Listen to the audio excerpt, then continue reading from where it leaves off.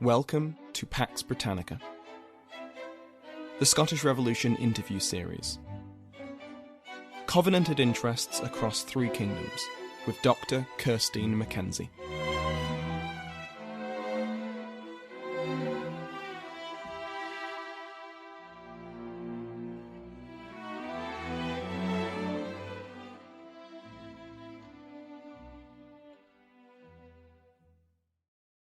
Welcome to the Pax Britannica Scottish Revolution interview series. Today I'm joined by Dr Kirsteen MacKenzie, historian of early modern British and Irish history. In 2017, Dr Mackenzie published her monograph, The Solemn League and Covenant of the Three Kingdoms and the Cromwellian Union, 1643 to 1663, based on her doctoral thesis. More details can be found in the show notes, as well as on the website, paxbritannica.info. Dr Mackenzie, thank you so much for joining me today. No problem. Thank you for having me. So, your monograph, The Solemn League and Covenant of the Three Kingdoms and the Cromwellian Union, 1643 to 1663, was published in 2018. And now, I wonder if you could explain how the book came about. What was your process behind it? Well, the book emerged from a PhD thesis in 2008 and subsequently evolved over a period of 10 years.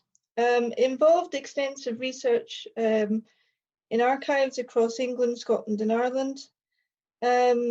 Mainly because obviously it focuses on Presbyterian church government and the covenanted interest in the 1640s and the 1650s on a three kingdoms basis.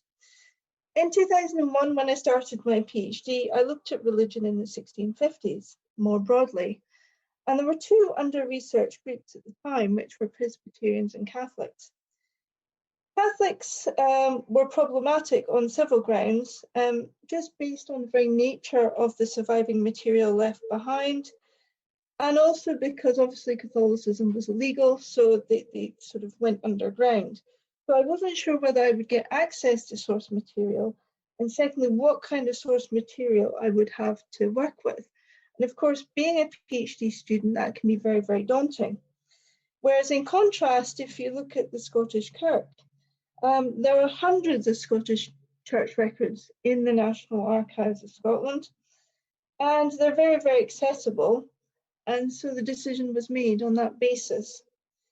In addition to that, when I explored the Covenanters and the sort of language they used and the historiography, I noticed that the term the Three Kingdoms was used an awful lot, particularly in the Solemn League and Covenant. And I thought to myself, well, this must mean something. And although I'd done the Three Kingdoms, sort of as a Three Kingdoms course on the Stuart era at the University of Aberdeen as an undergrad, I thought, well, this mention of the Three Kingdoms must mean something to the Covenanters specifically. So that's why I decided to investigate that particular angle and set out to explore why this was indeed the case, that they emphasised the Three Kingdoms. So the book was based on your PhD. So let's go back a little bit further. Why did you choose to study the Presbyterianism of this period? And what was it about the Three Kingdoms approach in particular that appealed to you? Well, it was when I began to look at religion in the 1650s, back in 2001 when I started my PhD. More broadly, there were two under-researched groups, which were Presbyterians and Catholics. Catholics were problematic on several grounds by the very nature of the sort of lives that they lived. They often lived underground. They lived out with the detection from the authorities. And also because of the Catholic archives, I was unsure whether I would get access to source material and what kind of source material I would have. So I then looked at the Scottish Kirk and I looked at the available source material there for the 1650s and found that in the National Archives of Scotland, there are hundreds of surviving Scottish Kirk records from that period. And so the decision was made on the grounds of the availability and access of the source material. The Three Kingdoms approach came out of the fact that when I started doing my literature review and survey of historiography, I noticed that the term Three Kingdoms was used in the Sovereign Covenant a number of times. And although I'd done a course on the Three Stuart Kingdoms as an undergrad at the University of Aberdeen, I realised that in particular context of the Covenanters, the use of the term Three Kingdoms was integral to obviously what they were doing, because they mentioned it multiple times in the Sovereign Covenant. So that was the basis under which I decided to explore this further and explore why this idea of the Three Stuart Kingdoms was so important to them. Now, you've mentioned the term covenanted interest, and it's used throughout your book as well. Now, could you just explain what you mean by that term? Yes, covenanted interest is a term that I use to describe the adherents of the Sovereign League and Covenant, but those in particular that advocated Presbyterian church government, whether they be ministers or whether they be lay members of those churches, or supporters of the sort of Anglo-Scottish alliance more widely, which upheld this perspective. Something that's become very apparent over the course of the interview series is how vibrant the scholarship has been over the last decade or so. Now, would you be able to briefly summarise where your book fits within this growing historiography? Yeah, so in particular, my monograph draws attention to the bonds and the support structures that existed between the covenanted interests in England, Scotland and Ireland throughout the 1640s and 1650s. And it examines the reaction of the covenanted interest to the actions and policies of the Commonwealth and Protectorate from an integrated Three Kingdoms perspective, drawing attention to the links, similarities and differences and in between all the Three Kingdoms. Regarding the wider historiography, nobody had been foolish enough to attempt this before, so I decided that I would.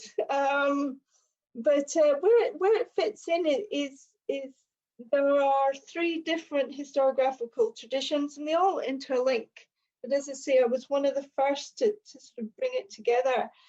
So with regards to English Presbyterianism, where my book fits into that historiographical tradition is that my book builds on the recent scholarship by Dr. Elliot Vernon and Professor Ted Vallance, who had already argued by that stage that English Presbyterians should be seen more in a positive light, and that the Covenant had a significant place in English society in the 1640s and 1650s.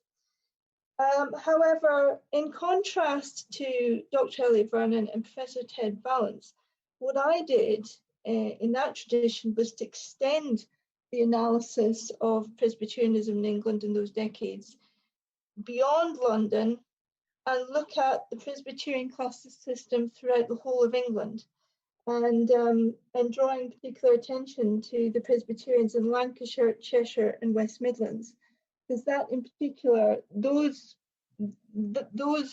Presbyterians have links with Scotland, have links with Ireland. So that was a different angle that I sought to take. With regards to Scotland, there had been a lot of literature on the Covenanters before I embarked on my PhD thesis, and when I was writing the book.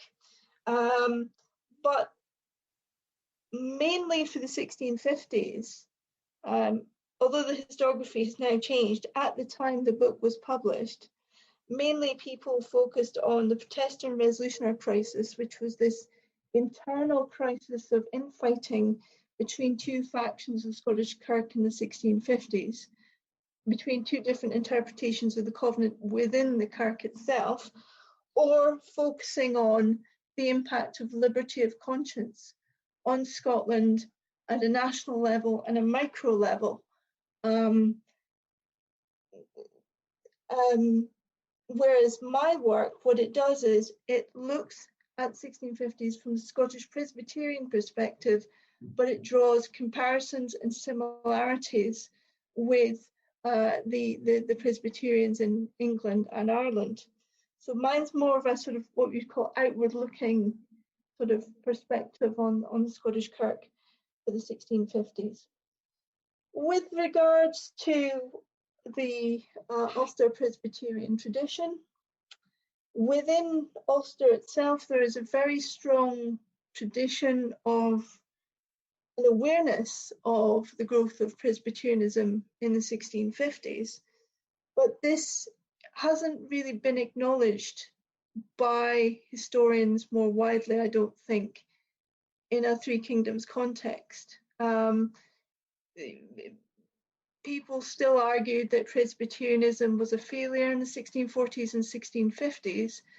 Ironically, it was Ulster that completely bucked this trend. As we will see, the Ulster Presbyterian Church just takes off, and it grows and it grows and it grows. And as I say, this is very well known at sort of a local level in Ulster, but not maybe quite so well known by others out with Ulster itself. So basically, to sum up, my book took the English Presbyterians, the Presbyterians in Ireland and Scottish Kirk, and sought to see the similarities and differences and the connections between all these groups. And as I say, because the Three Kingdoms meant something to them. It wasn't just some random phrase that they used. I sort of thought that there must be something there. So that's where it fits in the historiography. Now, something that your book makes very clear is that the roots of Anglo-Scottish Protestant collaboration, for lack of a better word, stretch much further back than the Solemn League and Covenant or the National Covenant before the reign of Charles I or even his father. Now, I wonder if you could expand on these roots. How far back are we talking? Well, it goes all the way back to the Scottish Reformation in the 1560s. Basically, the roots of this sort of Anglo-Scottish perspective that I outline in my book mainly comes from Scottish reformers like John Knox and others, who obviously, after Scotland becomes Protestant in the 1560s, they want to build closer ties with Elizabeth I in England. And then, of course, it becomes apparent to many Scots, although it's not obviously officially confirmed, that it is likely that James VI is going to succeed her. So there's this movement within the Scottish Reformation at the time, between the 1560s and 1603, where they try and build closer ties with England. And the way that John Knox and his followers looked at it was that this was part of providential destiny. God was making this happen because England and Scotland were destined to unite against the Catholic Antichrist. This was all part of God's plan. However, in England, although there was obviously an English Reformation, they had a different take on it. And their take on it was that England was God's chosen nation. It wasn't a British structure at all. It was just England. England was the chosen nation by God.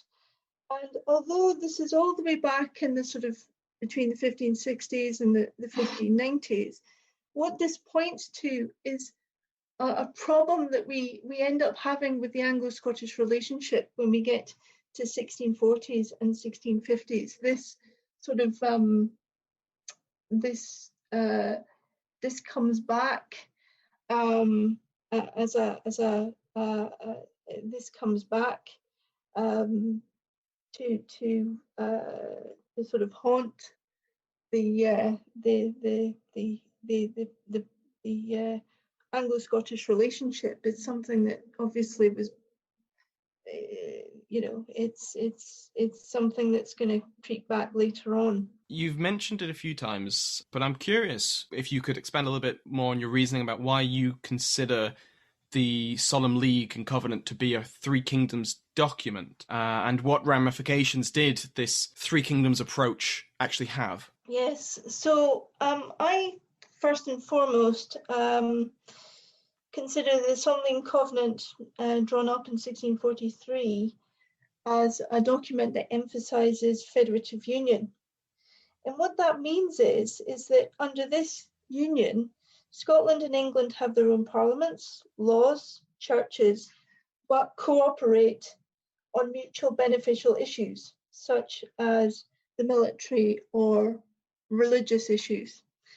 So, for example, for religion, you have the Westminster Assembly, which is convened in London, and they put together an Anglo-Scottish liturgy to be used in the new Presbyterian system in England, but also the Scottish Kirk.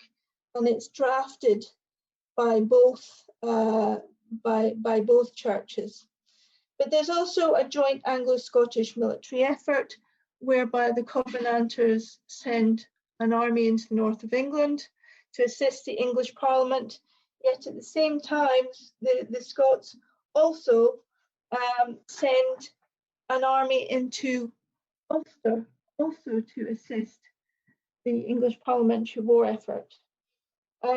So it's very, very much a Three Kingdoms document. And of course, with Ulster, on top of that, with the English Parliament's blessing, because you have to remember that Ireland is by law a colony of England at that time.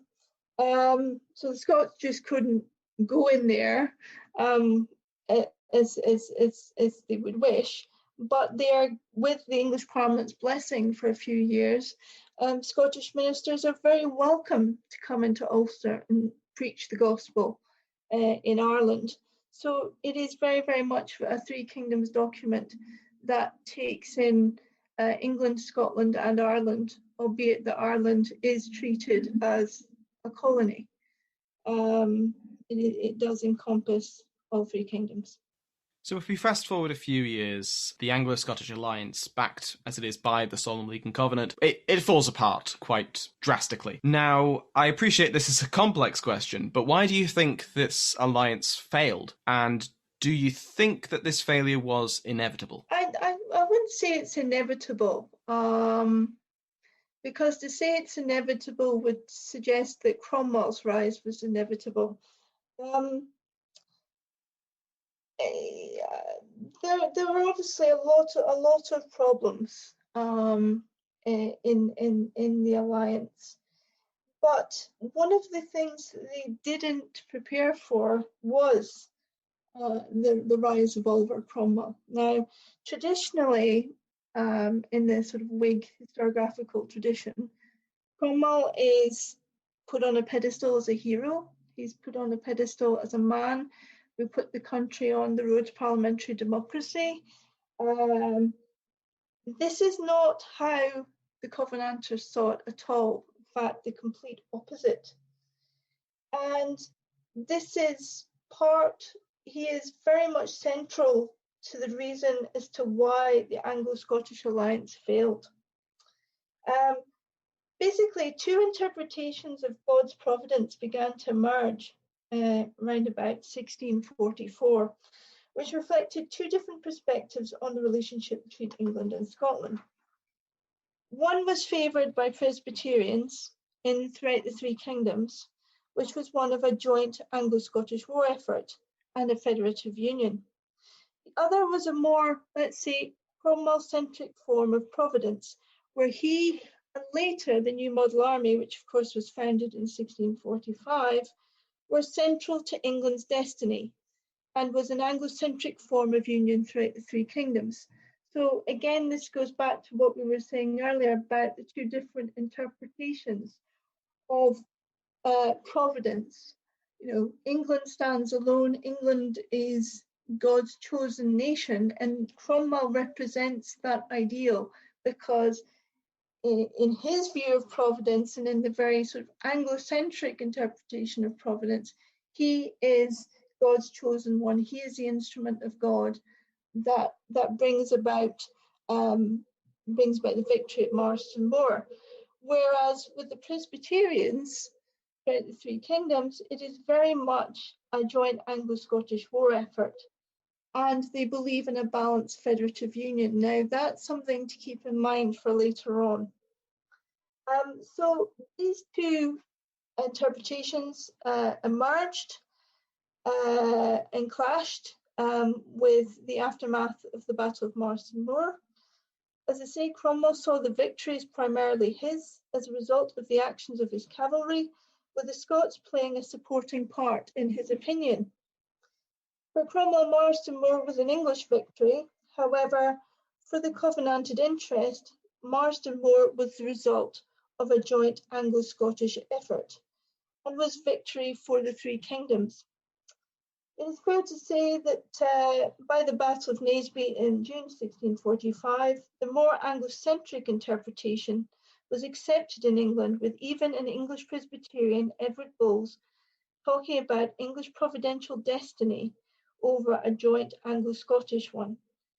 Any efforts by the Covenanters to correct this perspective fell on deaf ears. In fact, you had a propagandist called David Buchanan who wrote this marvelous sort of 300-page long, very sort of taking the sort of Cromwell perspective apart and trying to show the English that they were working together, that England and Scotland were friends, and that this was a joint effort.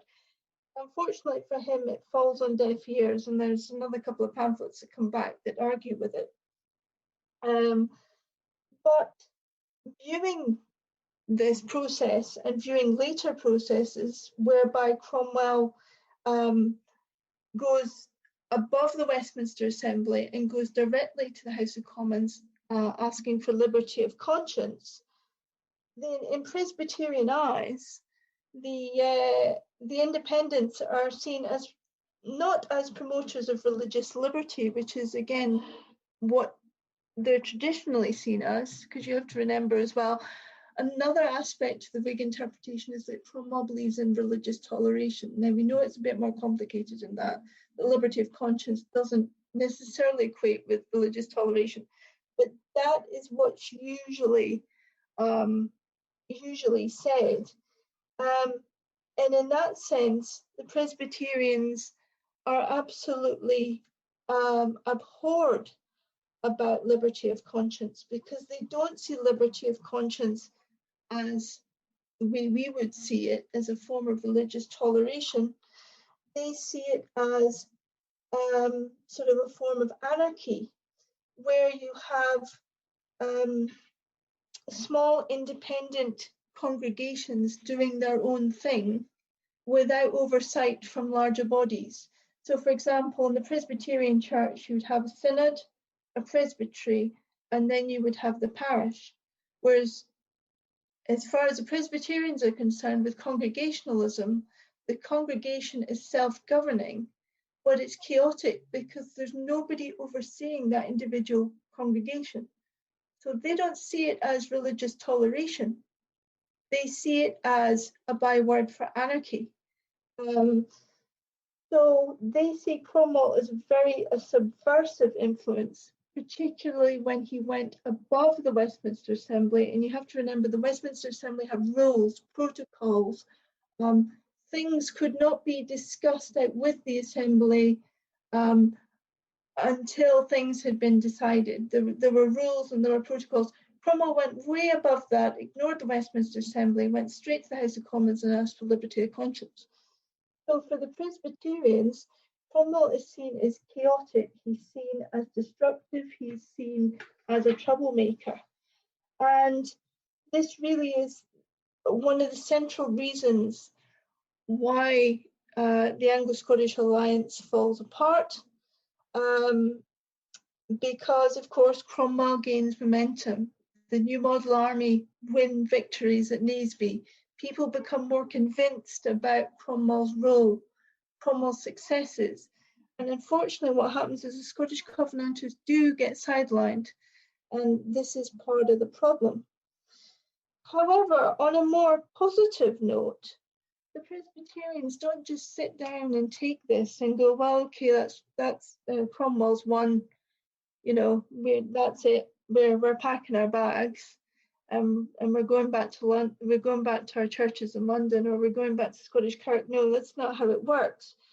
What they do is, as Cromwell's trying to pull apart the structures surrounding the Westminster Assembly and also the military structures of the Anglo-Scottish Alliance, those adhering to the Anglo-Scottish Alliance and those adhering to Presbyterian church government then decide to speed up their publication of the Anglo-Scottish liturgy. They want to get it done. They want to get it out there.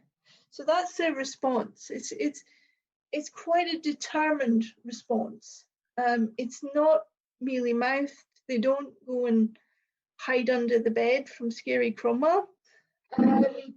They dig their heels in and they go, no, we're going to get this done. And I actually quite admire them for that, their determination. Okay. So when they're forming the Anglo-Scottish liturgy, they basically, unbeknownst to them, what they did was that they pulled together documents that are now still used in Christian churches all over the world. And it's still with us to this day. So as they were doing this in response to Cromwell, they created a catechism, a book of Psalms, and a directory of worship. And that is no mean feat. That takes quite a lot to do. That takes quite a lot of time to do. So they are determined, and they do dig their heels in, and they get the job done. And the important thing about the Catechism and the Psalms and the Directory of Worship is that they play a key role in supporting those who want to continue to support Presbyterian church government throughout the 1650s, because of course, in their eyes, the church completely collapses, it goes into chaos in that decade. And these documents are like a life raft for these people. They cling on to these documents for hope. So that's the sort of reaction that they had there, and that's the long-term impact of it. As well, in addition to the increasing pressure that the Anglo-Scottish Alliance and Presbyterians more generally felt from Cromwell in the 1640s, Presbyterian church government in England and Ulster continued to grow. As I say, they don't hide away and hide under the bed from bad Cromwell. They keep on going. So English classical Presbyterianism emerges in the West Midlands. There's also the structure in Lancashire, which was established. It continues to grow. More Scottish ministers are attracted to Ulster. And although there were notable problems with supply of ministers from the General Assembly, there is a marked increase in Presbyterians in the region by 1646, covering Antrim, Down, Derry, Tyrone, and even extended into Donegal. Both Ulster and English Presbyterianism was supported by a grassroots petitioning movement and support from local landed elites. So it's basically sort of a do-it-yourself culture. We're not going to get support from central government. We're just going to do it ourselves. And I admire that. But as I say, however, with the increasing dominance of Cromwell in the New Model Army in political and religious affairs, it is becoming apparent, even by 1645, that the government is being driven by the private interests of a few men, rather than the public interest in the three Stuart kingdoms. And I'm sort of taking that straight from perspectives of the Presbyterians themselves. They are seeing, as they see it, a clique of men that surround Cromwell, and they are rising in the ascendancy, and they are not governing the three Stuart kingdoms in the public interest. The independents are seen as people with little respect for authority. They're seen as self-governing cliques. And as I say, the religious congregations are seen as the name independent would suggest, completely independent and devoid of any oversight or control. So therefore, they're symbols of danger, chaos, and subversion. So far, we've mostly focused on the Presbyterians and the English parliamentarians, but of course the monarchy is a third party, a counterweight. So I'm curious, what role did the king and the institution of the monarchy, the crown, what role did they play in this dance almost between the parliamentarians and the Presbyterians? I'm thinking specifically in the aftermath of the regicide. Yeah, well, the monarchy played an important role to the Covenanter interest because it symbolised the natural order in society. The king was at the top, of course. Then you have the nobles, and you have the church, and then you have everybody else. So there's this sort of, I suppose, a pyramid, if you like, that symbolised the natural order in society, and that's how it had been for centuries. And this should be contrasted with the corruption and dysfunctionality of the Cromwellian regime later on. The role of the monarchy in a covenanting context was to maintain the federative union and maintain the peace. So that's how the Covenanters saw the role of the monarch. It was to maintain the Sun League and Covenant and its federative union, but also maintain the peace. But there's a key problem here because, of course, Charles I saw it completely differently. So he saw himself as the creator and arbiter of the law, whereas the Covenanters saw him as the overseer of the law. So there's this dispute about the role of the monarchy between the Covenanters and the monarchy, which is something which reverberates down when we get past the regicide and we get on to Charles II. The execution of the king in January 1649 triggered a period of accommodation between the Royalists and the Presbyterians. Previous historiography is focused on the love plot of 1651 based in London, but notes that I uncovered of an interrogation of a Mr. Thomas Cook revealed fears of a Presbyterian Royalist insurrection planned across England, and most notably the north of England. The English Commonwealth was well aware of the correspondence between the Scottish and English Presbyterians, but also feared insurrections in Ulster, where there was sympathy for the new monarch. Not only did the regime bolster its military presence in the north of England at this time, but also bolstered security on the Isle of Man, which I thought was really quite interesting. The Isle of Man is a small piece of land, but the fact that they've sent an entire garrison of soldiers over to the Isle of Man after the king's execution just shows you what on tenterhooks the new English Republic is, with this central Presbyterian Royalist alliance. The state paper Marcus Politicus makes a strong attempt to divide the English Presbyterians from Scottish Presbyterians through propaganda. So what the editor of Marcus Politicus tries to do is that he tries to play them off one against the other, the English Presbyterians and Scottish Presbyterians, via the newspapers to try and divide the Covenanted interest. The English Commonwealth is terrified because you have to remember that after they executed Charles I, effectively the English Commonwealth is a pariah state.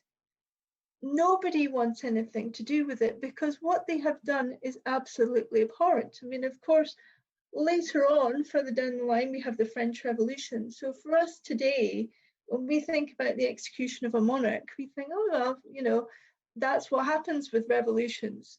But no, this was the first time that this had actually happened, that people of a country, in this case England, albeit a small number of people, Cromwell and his friends, decide to execute the king. This sends shockwaves throughout Europe. So effectively, after committing that act, the English Republic is a pariah state. But it also has this problem because Scotland, immediately upon hearing the execution of Charles I, declares Charles I's son, Charles II, King of Britain, Ireland, and France. Now, note the fact that they call him King of Britain and Ireland. That is going to send them on a collision course with the new English Republic. So that's the background to that. So basically, the English Republic is paranoid and terrified of a Royalist Presbyterian alliance because they know they have the potential to seriously endanger the existence of this new English Republic. So this is why they are investigating Presbyterian plots. This is why they are putting garrisons on the Isle of Man between Ulster and Scotland. They are terrified of a Royalist Presbyterian insurrection. So basically, the Presbyterians also come under serious suspicion by the English Republic after the regicide, because clearly they've all been talking to each other, and this is something that I uncover in my monograph. There's a pamphlet that was published by the Ulster Presbyterians. There's a pamphlet published by the Scottish Kirk, and there's a pamphlet published by the London Presbyterians, all condemning the execution of Charles I, all recognising the legitimacy of Charles II. And although they are written separately, it is completely obvious with the language that they use in these pamphlets that they have been talking to each other, that they have been planning, that they have been conversing, that they have spoken to each other about what they're going to write and what kind of message they are going to send to the English Republic, which is basically that they're not going to recognise a government, i.e. the English Republic, that was established without a king or a House of Lords. So this is why, as I say, the Presbyterians come under serious suspicion by the English Republic, and the English Republic is quite scared of what they might do next. So ultimately, this Presbyterian Royalist accommodation failed between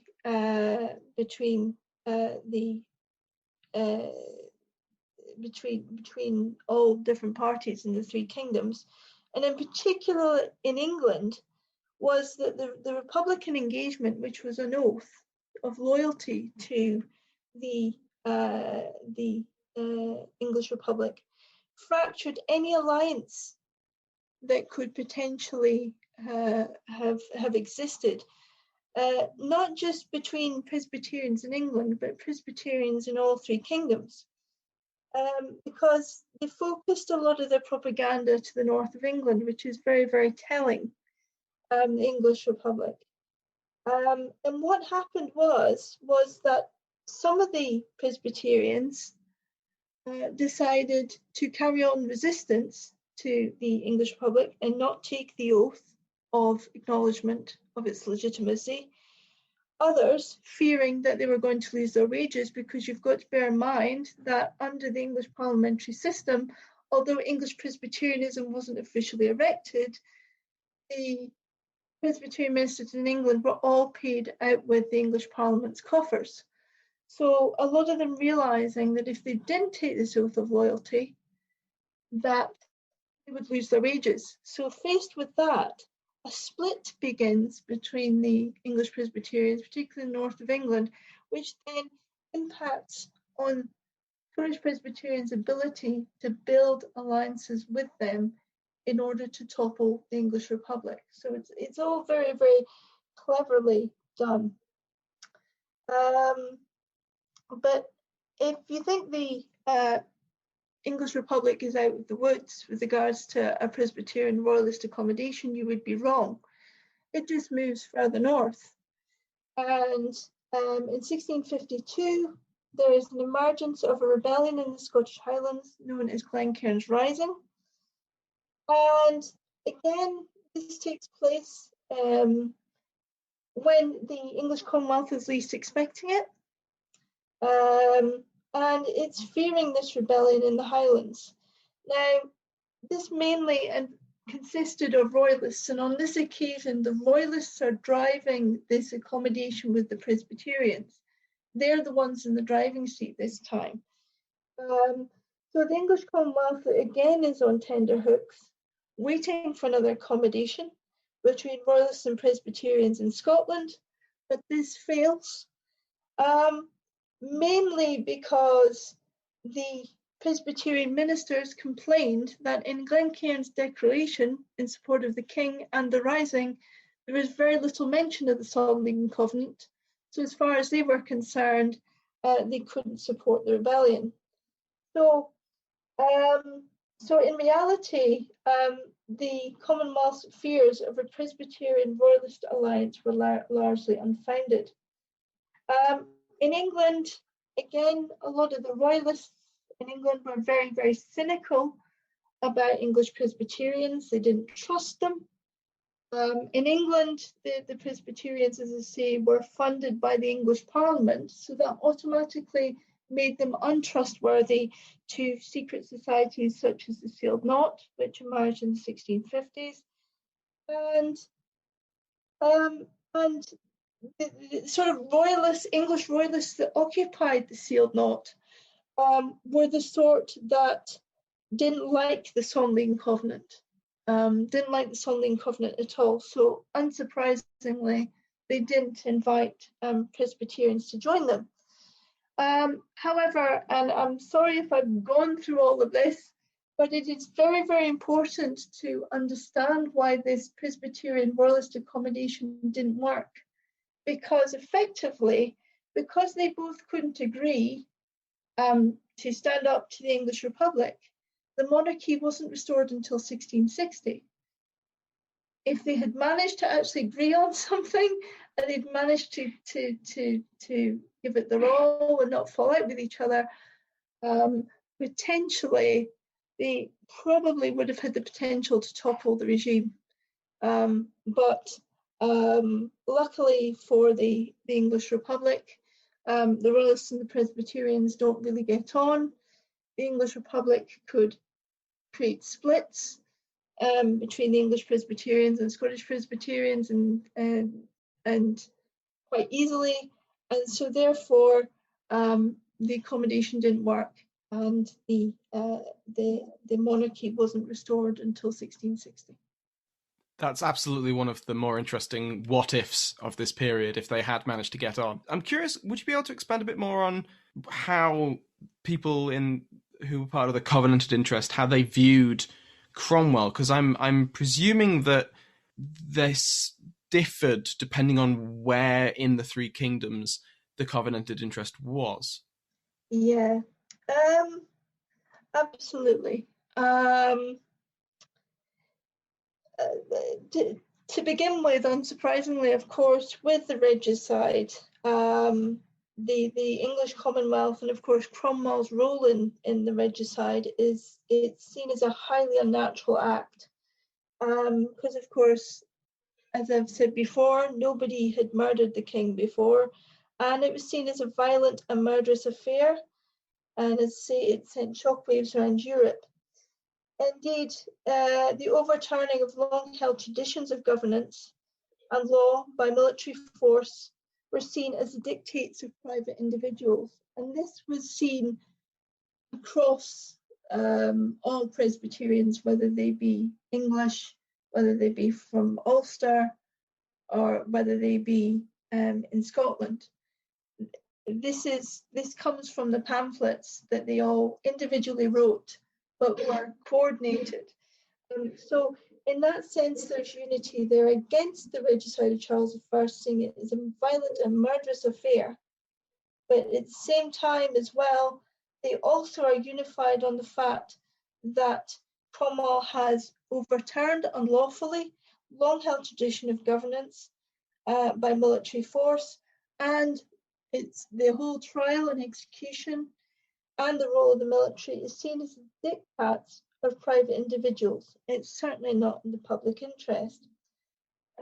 So the Covenanted across the three kingdoms openly declare their loyalty to Charles I and his successor, Charles II, and they openly declare that Charles II is King of Britain, Ireland, and France, and of course thereby sort of snubbing the existence of the English Republic, which puts them on a collision course.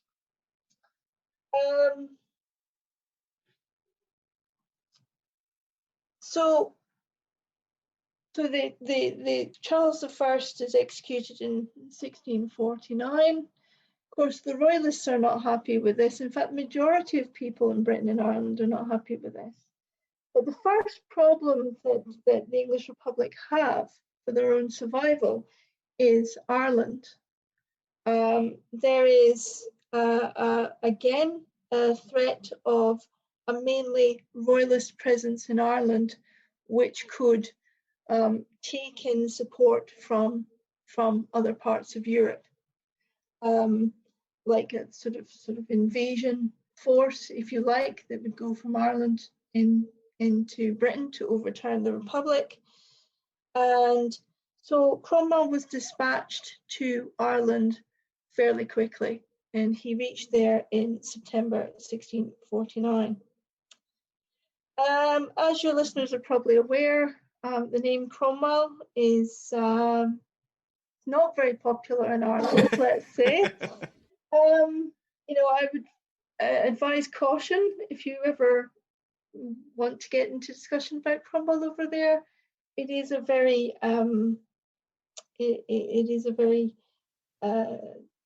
it can be a very, very difficult subject for very, very good reasons.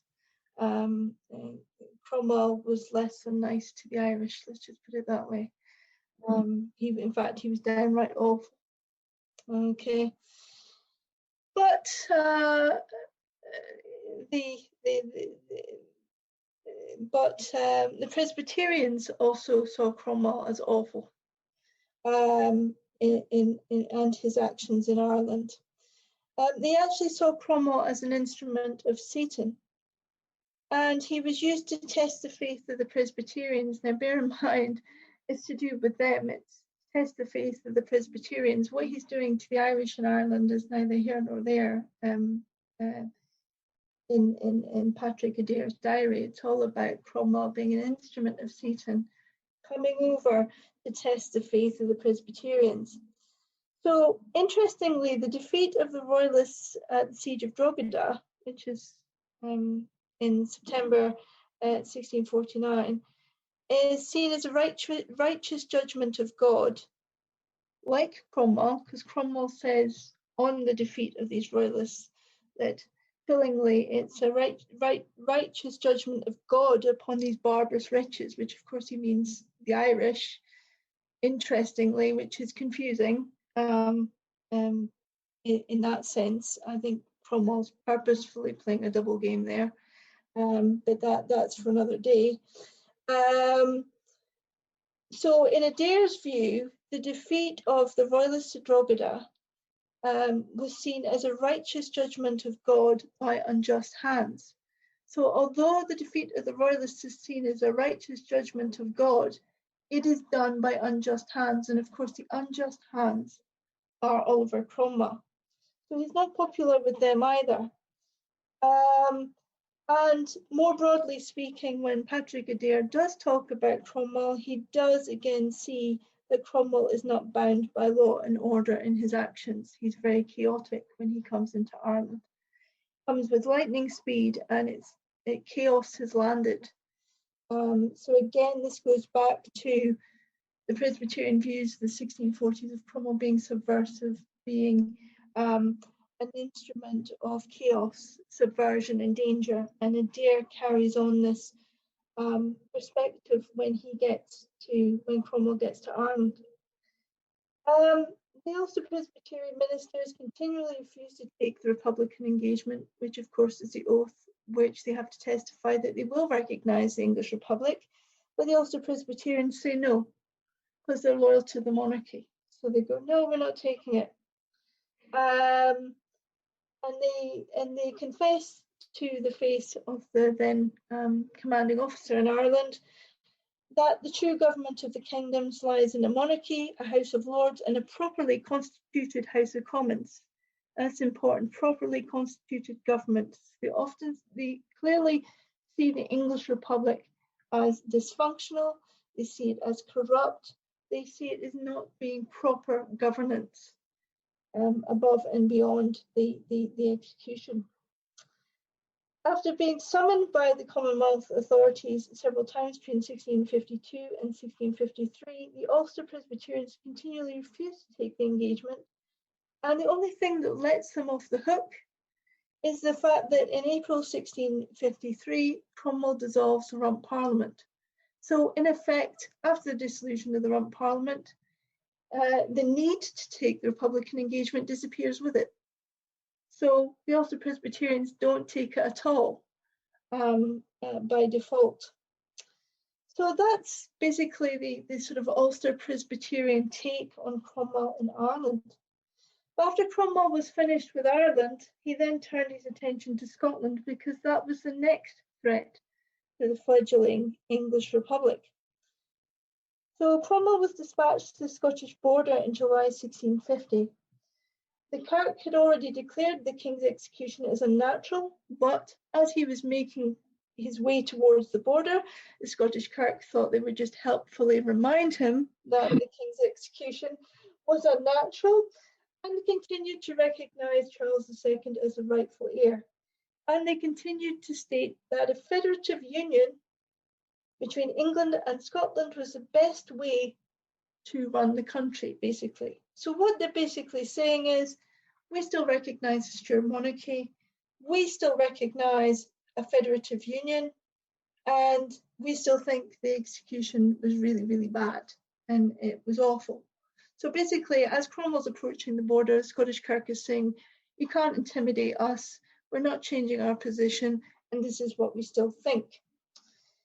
So the Kirk declared, when Cromwell crosses the border, when he officially crosses the border, the Kirk then sent him another message, another letter, saying that the Cromwellian invasion is illegal and that Scotland has a natural right to self-defence. The Kirk argues against Cromwell's view of justifying the invasion. Now, Cromwell justified his invasion in the sense that he said he was coming as a friend, as a liberator, because poor Scotland was being oppressed by the Scottish Kirk. And so the Scottish people needed to be liberated by the Scottish Kirk. But the Scottish Kirk replies, Scotland is already free as an independent country and does not need to be liberated by the English. Even after the defeat of the Royalists and the Presbyterians at the Battle of Worcester in September 1651, the Kirk as a whole continued to declare against the invasion and occupation of Scotland as a breach of covenant. Because, of course, as Cromwell invades Scotland and begins to occupy it, effectively he's drawing Scotland into the English Republic. So the federative union between England and Scotland begins to dissolve. And this is what they're trying to resist. So they declare that the invasion is illegal. They declare that they still believe in federative union. But the Commonwealth, realising that they can't just sort of dump an army across the border and occupy the lowlands of Scotland and, everybody will be happy, decides in 1652 to launch what is called the Tender of Incorporation, which is where the Cromwellian regime asked, would you like to be part of the English Republic? And if so, please tell us whether you would or you wouldn't. Now, bear in mind that this was a rhetorical question. It wasn't, you didn't get the option of yes or no. It had to be yes. I mean, it was, you know, an army was occupying Edinburgh, Glasgow by this point. They weren't in a position to argue. So although there was the question, would you like to be part of the English Republic? The sort of majority of boroughs and shires of us in Scotland said yes. There were a few brave boroughs and shires that did dissent, and one of them was Glasgow. And they said that they requested that the Protestant religion remain unaltered. And what they mean by that is that they're rejecting liberty of conscience, because you've got to bear in mind that when Cromwell's soldiers are coming across the border, they're carrying with them this belief that they need to promote liberty of conscience. So when Glasgow refuses the tender, and one of the reasons why they refuse it is because they are quite happy with the Scottish Kirk as it stands, and they say that they want the Protestant religion to remain unaltered as established by the Kirk. So they reject liberty of conscience. Of course, they are in the end forced to change their dissent from the tender to an assent. Unfortunately, in their case, it involved an accidental fire which burnt down the third of Glasgow, and they needed funds to rebuild the town, so they had to assent to the tender eventually. And Edinburgh, for example, also dissented, but then changed their mind because the Cromwellians put soldiers outside the building where the decision was being made. So if somebody put soldiers outside your house, how would you feel? So of course the answer was yes. So yes, all the dissenting ones, which were few and far between, were eventually overturned, and the tender incorporation was carried. And what that meant was that Scotland was officially incorporated into the English Republic. Scotland as a separate sort of nation, kingdom, entity was gone. It was part of the English Republic. But the English Commonwealth knew it was on shaky ground. It knew it was on thin ice. So what it had to do was seek out individuals that would work with the regime. So it handpicked various individuals, and one of them was Patrick Gillespie, and he gets promoted to being principal of Glasgow University. But Glasgow University don't get any say about it. The English Commonwealth just go, right, there's your new principal, whether you like it or not. And Robert Bailey, who is in Glasgow University Times, absolutely furious. He says, we've never heard anything like this. Traditionally, the University of Glasgow makes its own mind up who its principal is going to be, and in conjunction with the town and the wider community. Never have we had a government coming in saying, that is your principal. So that's what happened. But Patrick Gillespie plays an important role in the Cromwellian regime in Scotland. In England,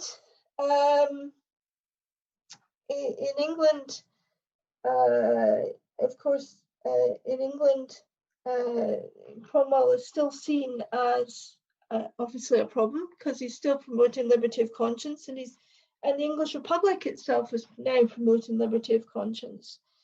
And although the Westminster Assembly by 1652 is very much dominated by independents, it is obvious that by 1652, the Westminster Assembly itself is no longer performing Presbyterian ordinations. In fact, if you look at the book from 1648 to 1652, you'll find that the number of Presbyterian ordinations gradually decreased, which shows the sort of rising of the independency and liberty of conscience. And what was interesting about this was I found in the Bodleian Library in Oxford, I found a certificate by an English classist written in 1652. And what it suggested to me was that the London classes had basically had very, very little to do with the Westminster Assembly. When you looked at his particular ordination, it was signed by his London classis and the London Provincial Assembly. It wasn't signed by the Westminster Assembly. So obviously by 1652, there has been a breach with the Presbyterians in England, and they are just doing their own thing in their own church. And have completely left the Westminster Assembly as an institutional body behind. But that doesn't mean that English classical Presbyterianism is dead. Far from it. It had just evolved due to the circumstances.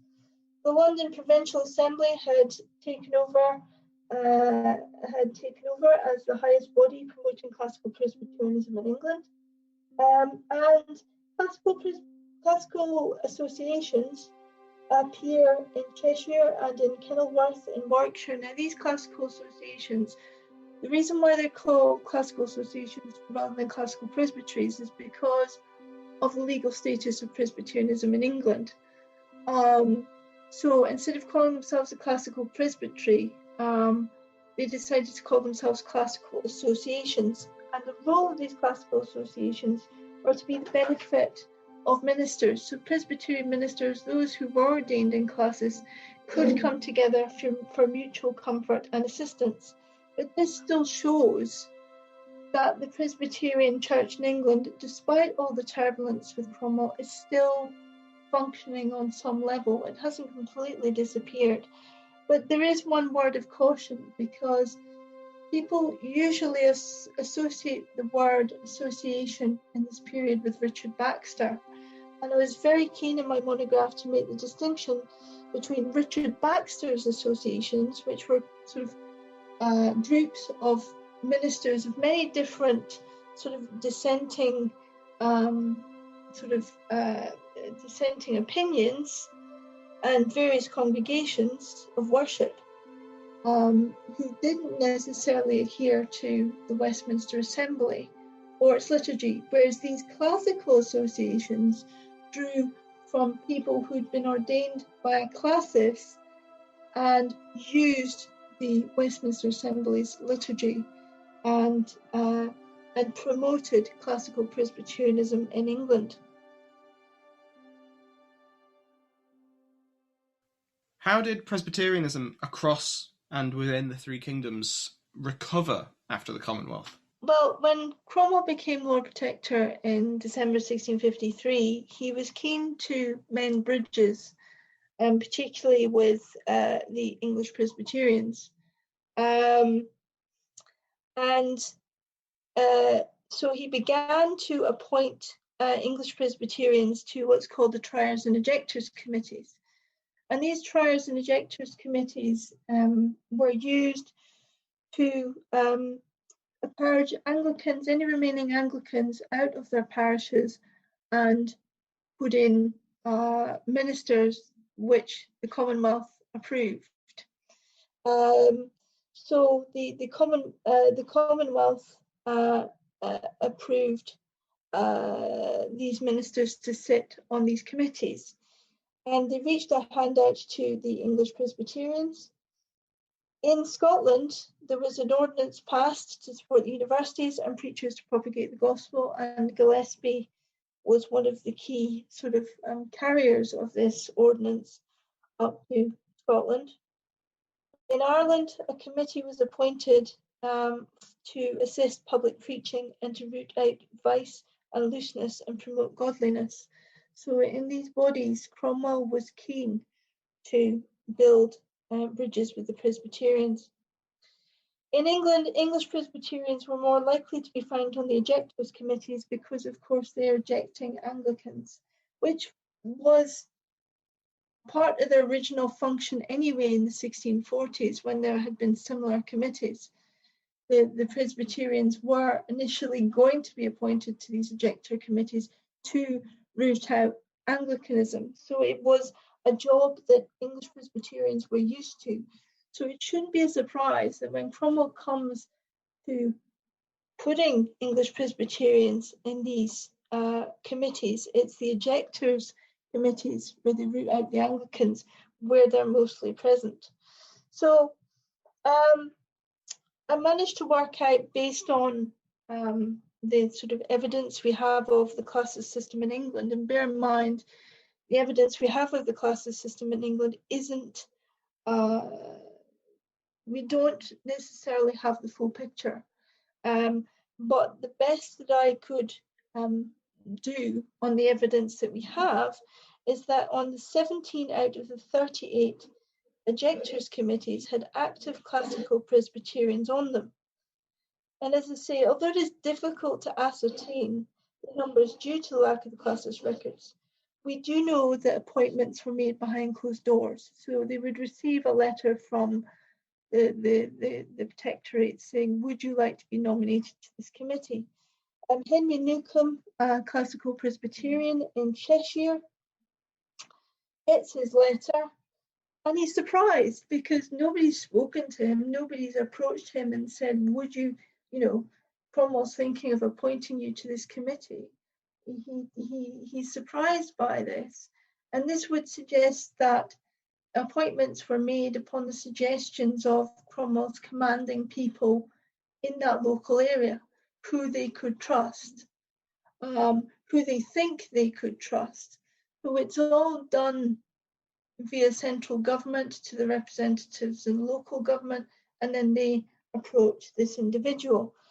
And although being surprised, Henry Newcomb accepts the invitation, but then admits in his diary that later on, looking back, he recalls it as vanity. Now, bear in mind, he wrote his diary after the Restoration, so there may be some adjustment there to maybe what actually happened. But that's what he says. Firstly, it's a surprise, and then when he takes the appointment, he sees it as nothing but vanity.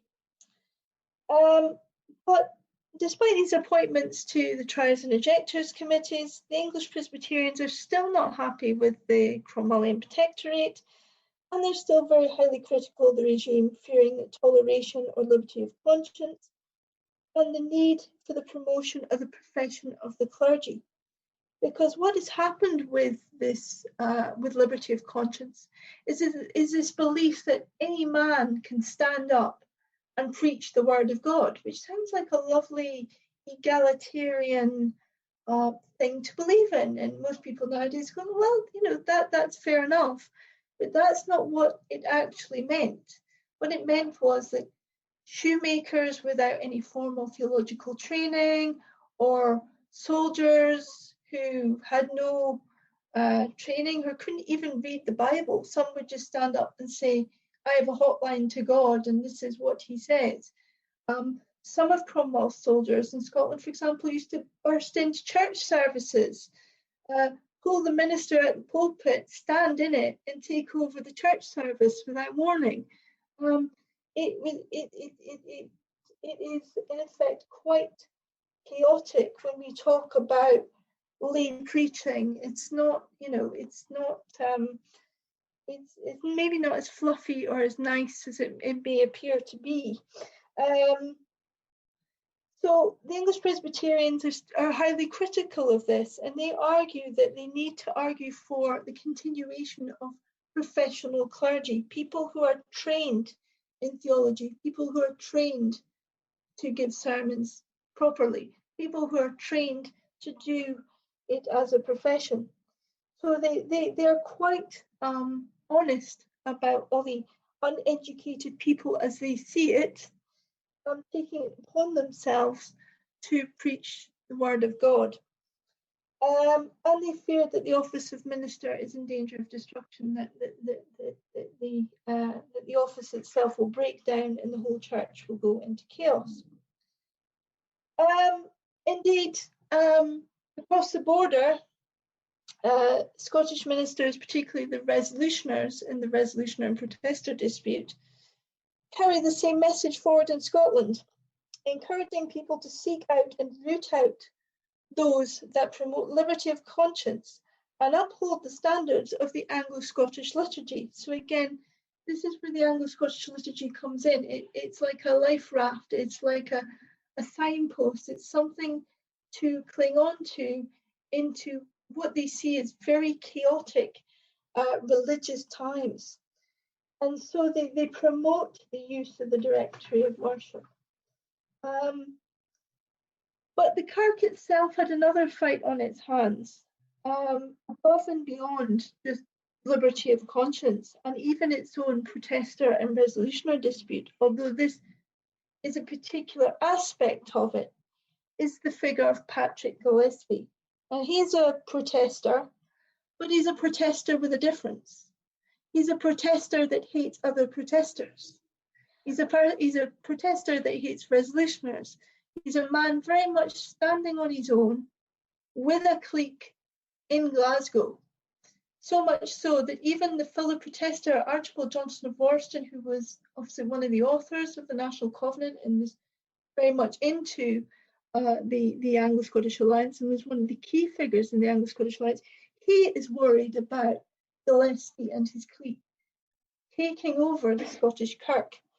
And what Patrick Gillespie does is he comes back from London after sucking up to Cromwell big time.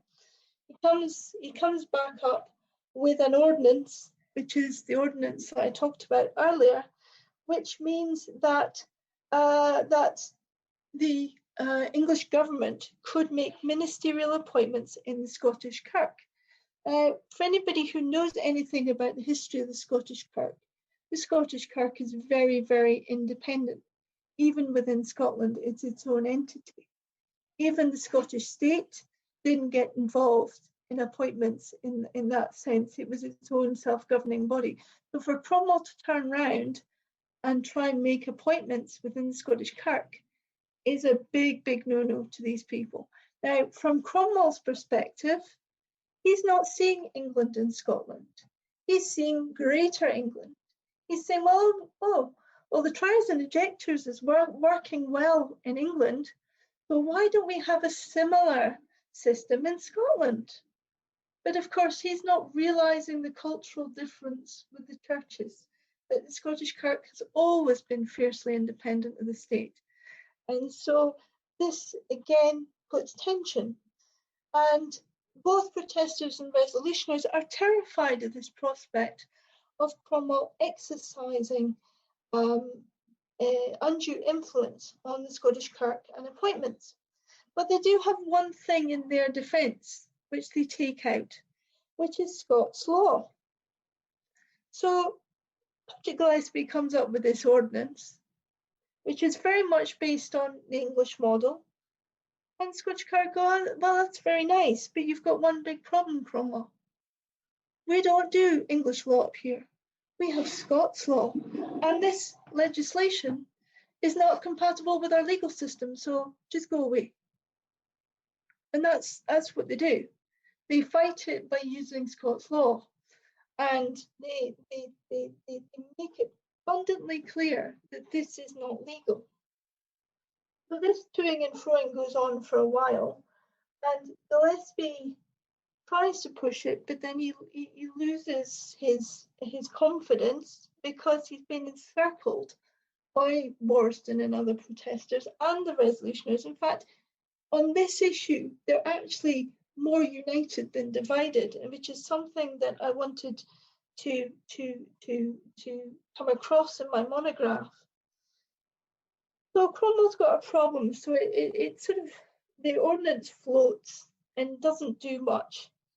And he's still got a problem with the church and other problems in Scotland. But they decide to have a more civilian character in the Scottish government post 1655. They decide to establish what's called the Scottish Council, which was supposed to be the civilian arm of what was effectively a military-occupied country. So this Scottish Council was to give the Cromwellian regime a more civilian feel in Scotland. And it was headed by a man called Lord Broghill. Lord Broghill had spent some time in Ireland and had Scottish relatives and was aware of the complexity of the three kingdoms. He wasn't like Cromwell. He didn't think that the English solution sort of fitted all. He was aware of the complexity of the three kingdoms. So he negotiated and discussed with all sides of the Scottish Kirk about what to do with this ordinance. And eventually the resolutioners and the majority of protesters got what they wanted, and they abandoned the ordinance in the favour of certificates sanctioned by the Kirk. So basically the Kirk would put forward nominations for new ministers and the Scottish Council would rubber stamp them. So the Scottish Kirk, although they had Erastian oversight, the important thing was they were still in control. And this very much was a policy of containment against Patrick Gillespie, and it was a success. However, in Ulster, the church was a major success story because during the Commonwealth and due to the public engagement and the withholding of livings, during the Commonwealth, the church was reduced to conventiculae. It had absolutely collapsed with the Cromwellian invasion. And they were even threatened with transplantation in 1653. Yes, we usually associate transplantation with the Catholic Irish, but it wasn't just the Catholic Irish that were threatened with transplantation, it was the Ulster Presbyterians as well. And this is again linked with Glencairn's Rising, linked with the threat of Presbyterian accommodation. They were so frustrated and scared under the English Commonwealth that they had threatened Presbyterian ministers and their lay ministers and their lay members with transplantation to further south. But it wasn't carried out. So that gave the church in Ulster a lifeline. And they took full advantage of this during the Protectorate. So between 1653 and 1655, there were a staggering 24 new congregations founded in Ulster. This is in addition to the 24 re-established congregations that had been established after the 1641 rebellion. This major success, although previously attributed by historians to state payments, it is actually at this particular period of time, between 1653 and 1655, it is actually, as I found, more to do with a grassroots movement throughout the landed elite to support their ministers in any which way that they could. And also during this period, there were some ministers who were appointed in and around Dublin. Between 1656 and 1659, the Ulster Presbyterian Church continued to grow at a fast pace, where there were a further 22 new congregations planted across the north of Ireland, even in the completely new areas such as County Armagh. Indeed, Scottish immigration, replantation, was continued to be supported by landed elites and were key factors. But there was another key factor this time, and this is when state payments come in. During 1656 to 1659, Henry Cromwell takes over, who is the son of Oliver Cromwell. He takes over the running of Ireland, and he, like his father, is trying to build bridges with Presbyterians in Ulster. So he offers them state salaries. Now he's hoping that if he offers them state salaries, in return, they will offer the regime loyalty. So they're trying to buy, even as late as 1656, they are trying to buy the Presbyterians' loyalty. And it appears that it's working because these state salaries are taken up and the church grows. However, doesn't mean that the loyalty was absolute, because the Protectorate was still concerned about the massive influx of the Scottish interest into Ulster in the 1650s and how it was threatening English interests in the province. So there were more Scots in the province than English people, and they saw this as a threat to the regime itself. And there was continuing mistrust of the Scots by Cromwell's regime. And there's a very telling incident that happens. Oliver Cromwell avoids being killed in an accident, in a coaching accident. And a day of Thanksgiving is appointed throughout the three kingdoms. And this is in 1657. However, Henry Cromwell is notified that the Ulster Presbyterians have refused to observe this day of Thanksgiving. And Henry Cromwell's absolutely furious. Because basically what the Ulster Presbyterians are saying is, we wish your father had died. We're not going to be grateful that he survived. That is what they're telling him. And Henry Cromwell, who has a bad temper anyway, completely loses it and apparently just, blows a gasket about this. And he sees this as an immense act of betrayal. He's like, after all I've given them, state salaries, trying to be nice to them, trying to build bridges, they throw it back in my face. Eventually he calms down and it settles down again. But there is an element of mistrust there. During this period as well, there is also notable establishments of Presbyterian ministers further south in Dublin and Tipperary. But interestingly, and this goes back to the Three Kingdoms element, where in the north you're dealing with Scottish ministers coming from Scotland. In the south you're dealing with ministers coming from classical presbyteries such as the ones in Wiltshire and Cheshire. And in particular, the London Provincial Assembly is in constant communication with the landed gentry in Ireland for recruitment of ministers. So again in England, the classes system again is continuing to grow, and controversially and in sort of revising established assumptions about English Presbyterianism in the 1650s, I've actually argued that there was a classical Presbyterianism revival in England in the mid-1650s. And again, I make the distinction between Richard Baxter's associations, which involve people from lots of different Protestant dissenting backgrounds, and strictly classical Presbyterian associations. So there were classical Presbyterian associations founded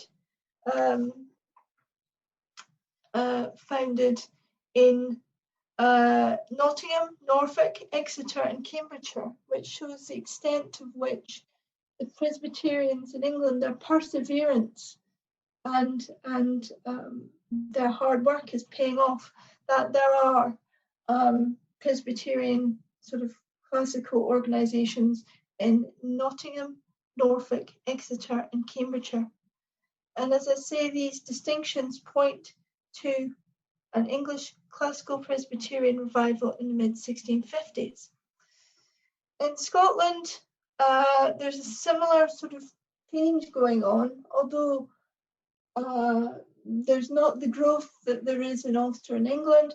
There's a strengthening of the Scottish Kirk in the face of the Cromwellian Protectorate. And this comes as a key moment as the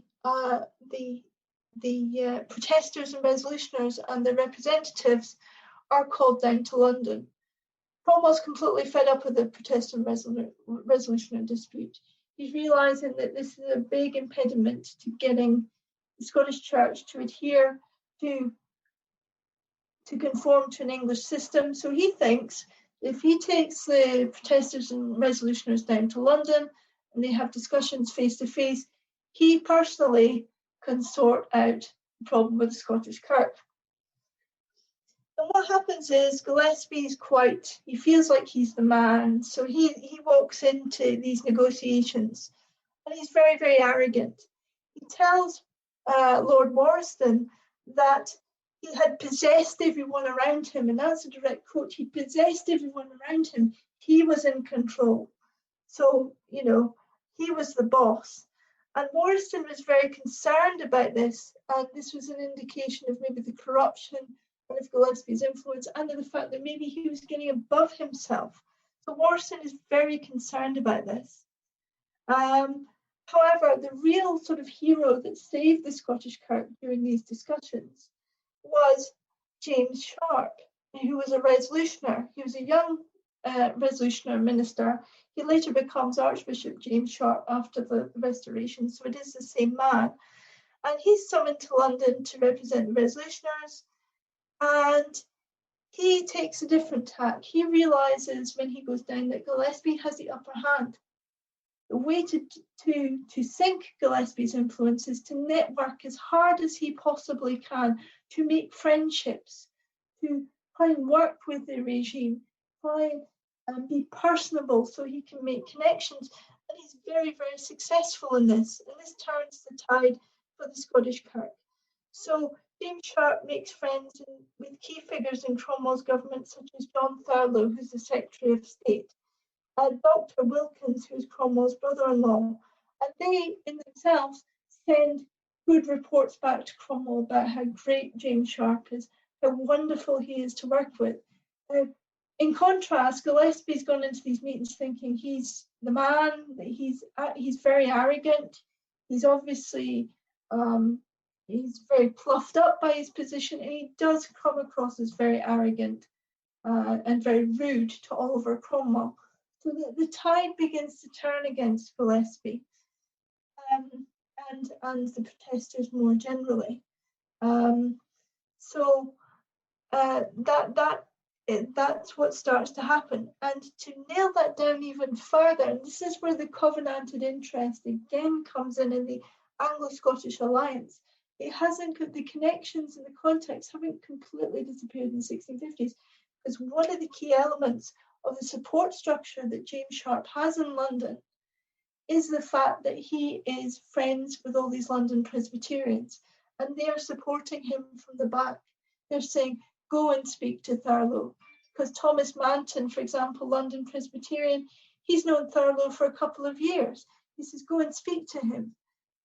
So they tell him who to talk to. They tell him to network with. So the Anglo-Scottish alliance plays a key role in providing support for James Sharp to protect the Scottish Kirk from being overwhelmed by Gillespie and by Cromwell's plans. And effectively, Cromwell is eventually persuaded to abandon Gillespie and the plans for the ordnance, and they stick with the current situation with certificates. So Oliver Cromwell dies in September 1658, and the monarchy is restored in 1660. Now, that period itself would cover an entire podcast, so I'm not going to go into all the different changes of government there. But despite all the overturnings of government and the changes of government that happened in this period, and there were many, Presbyterianism continued to assert itself, and in particular in Ulster, it continued to grow.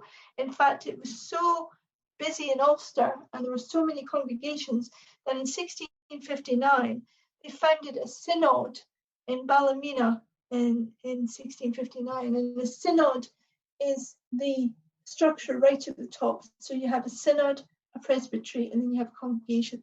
The fact that the Ulster Presbyterian Church is founding a synod in Ballymena means they have enough congregations to pull together a synod, which is quite an achievement if you think about where they were in 1652 with conventicling, with the church collapsed. Likewise, the English classes continue to promote the Presbyterian church structure, and under Richard Cromwell in particular, key Presbyterian church books such as the Jus Divinum were published in 1658.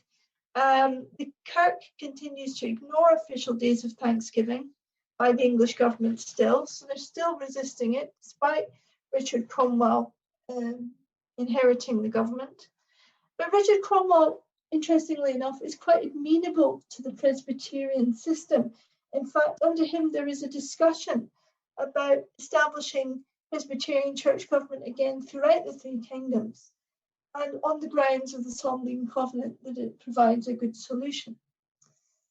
And the Anglo-Scottish liturgy in this period is repeatedly published by the English press. However, with the fall of Richard Cromwell and the re-emergence of English Republican government, hopes were dashed. And interestingly, unfortunately in this period, Patrick Gillespie again is pushed to the front because, of course, he was pushed to the front by the English Republic back in 1653. So he again gets handpicked when English republicanism government comes back. But curiously, the English Republic managed to persuade Archibald Johnston of Warriston to take an appointment to the council in London. Now, this was an appointment that Warriston later regretted, but I think we have to explain why Warriston decided to take this appointment, because it is very, very curious. Throughout the 1650s, he's been resisting Cromwell as much as he can, and then when the English Republic in 1659 offer him this position, he takes it. Why? Well, as he admits in his diary, when Cromwell dies in September 1658, he sees this as a sign of God's providence, a sign that God is favouring the Covenanted interest again, because the instrument that is preventing the Covenanted revolution from succeeding has been removed, and that instrument that has been removed is Oliver Cromwell. That impediment of Oliver Cromwell is dead, he's gone. So Warriston sees this as a sign that perhaps the Covenanting interest is going to be in favour again. So that explains the odd behaviour from Warriston. He actually goes down to London thinking he can persuade the English Republican government to rethink the church system. But of course, as well, you have obviously during Richard Cromwell's time, he was more open to it. So whether that also fed into Warriston's decision to accept this position, I don't know, but I suspect that it might have done. So that's the context for his strange acceptance of this role. But as you will read in his diary, when he goes down, as he tries to persuade these English Republicans to enact the Solemn Covenant, he's quite swiftly rebutted, and he's told that the agreement to the people by the Levellers is far more relevant to England, and by extension Ireland and Scotland as well, than the Solemn Covenant. So he's quickly rebuffed, and as I say, he regrets accepting the appointment in London. But one of the key reasons why he was there was that he wanted also to keep an eye on Gillespie. And Sharp was there as well, keeping an eye on Gillespie as well, and keeping him suppressed. So both of them managed to encircle Gillespie and keep him suppressed from pulling this ordinance back up to Scotland and reigniting it. As the Restoration approached, the Presbyterians were filled with hope and excitement because the king was coming back. So they thought that if the king is coming back, that means that we could maybe have a covenanted three kingdoms again. So they were quite excited. Even Warriston was quite excited, which is quite ironic considering what was going to happen to him later on. He was even quite excited about it, and then realised, oh, I'm not in the good books with the king. But they were all generally quite excited. But this hope for a covenanted three kingdoms ultimately ends in disappointment, because in Ireland only a minority of ministers support a covenanted monarch. They try and rally support, but a lot of the ministers are going towards the Anglican Church. So this whole idea falls apart. For English English Presbyterian and Scottish Presbyterian ministers, they actually put together a delegation. They were separate, but there is clearly collusion between the two of Sharp and his English counterpart before they go over to Breda to speak to Charles II. And they have these discussions. And Charles II is very nice, very amenable, very personable, sees them, talks to them, and they feel like they're getting somewhere, but they know that it's not maybe going to be successful. But they have a hope that it will be successful. But of course, when Charles II returns in May 1660, he swiftly reasserts his royal prerogative, and he swiftly reasserts the Anglican Church in England, the Church of Ireland in Ireland, and the Episcopal Church in Scotland. And the covenants themselves are burned by the hangman. They are outlawed, and anybody who promotes the covenants, adheres to the covenants, is considered an outlaw and a traitor to the monarchy. So to finish up this fascinating interview, I'll ask the question I've asked everyone so far. Do you recognise the term Scottish Revolution? Do you believe there was a Scottish Revolution? No, not really. And I'll tell you why. It really, the term Scottish Revolution really comes from David Stevenson. Now, at the time, the use of the Scottish Revolution as a term was perfectly acceptable because this was in the 1970s. And at this time, Christopher Hill's perspective on the English Revolution, which he promoted, which involved obviously the levellers and the diggers, and this idea that England had gone through a revolution, sort of Marxist revolution from below, was all the rage. It was very, very fashionable. So when David Stevenson was writing his book, and he admitted this himself, he just decided to call it the Scottish Revolution because that's what was going on at the time. So no, not really, but it is a reflection of when the book was written and what was fashionable at the time and what historians were thinking. So it's not a criticism of David Stevenson per se or the idea of the Scottish Revolution. It's just to understand where it came from. But I still believe in a very much a three kingdoms perspective because the Stuarts ruled over three very diverse kingdoms. And although at the moment historians have somewhat retreated back into national histories of Scotland, Ireland, and England during this period, I still believe that regardless, I think many historians in this period will still see the 17th century as a century of three Stuart kingdoms, rather than just as separate entities of Scotland, England, and Ireland.